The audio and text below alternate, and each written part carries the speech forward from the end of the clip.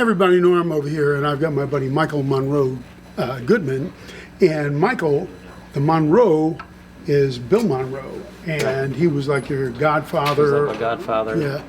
And so I pulled something out for Michael to see and play, and this is a 1923 Gibson F5 Lloyd Loar pre-Verzi.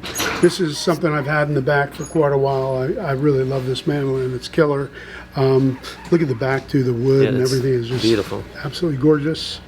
This is the one everybody wants. Real wear on the back and all that.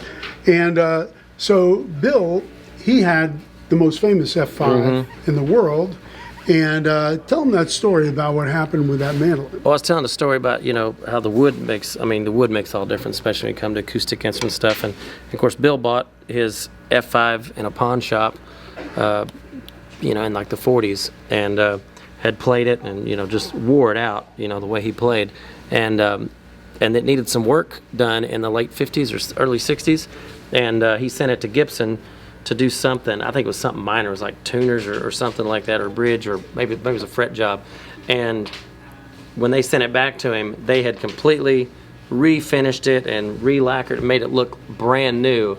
And he was so livid mad because he'd put all that work into breaking in the wood, and that they'd done that without his permission. He was so mad at them, he took out a knife and he dug out the Gibson from his headstock and broke this piece off.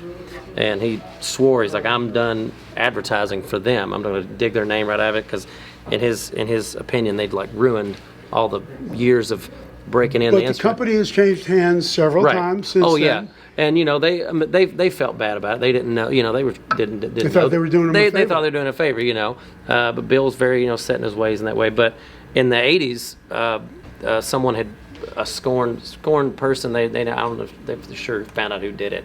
They're pretty sure it was a scorned somebody that knew Bill, had broke into his house and smashed a couple of his mandolins, including his #1 mandolin, and smashed it in like hundreds of pieces. Well, Gibson come in and took all the pieces voluntarily for nothing, and they spent months putting it all back together and regluing, I think, everything but one little tiny piece of wood they didn't find, and they put it back in phenomenal shape. And if you go see it at the Country Music Hall of Fame, you'll see it, and you might be able to see the missing piece in it.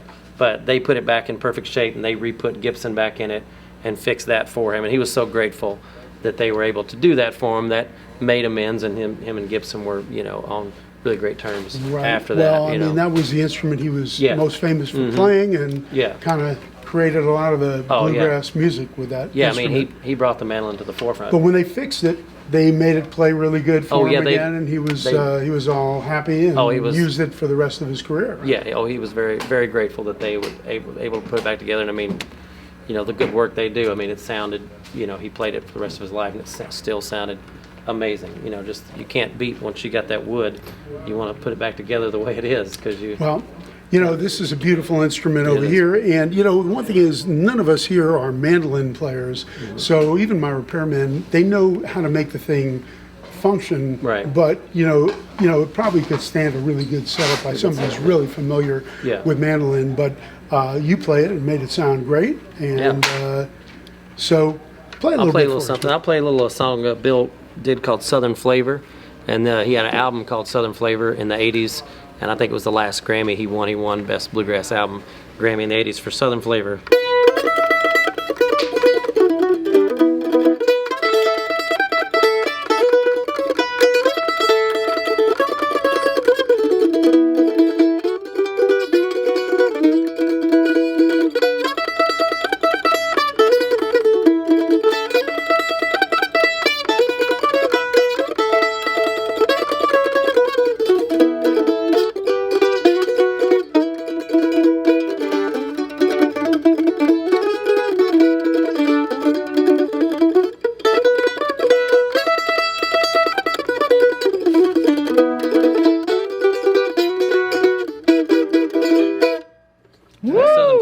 So from one Monroe to the next Monroe. Right. So Michael, you sound great, and thank you for doing the videos and all that You're at our so store. welcome.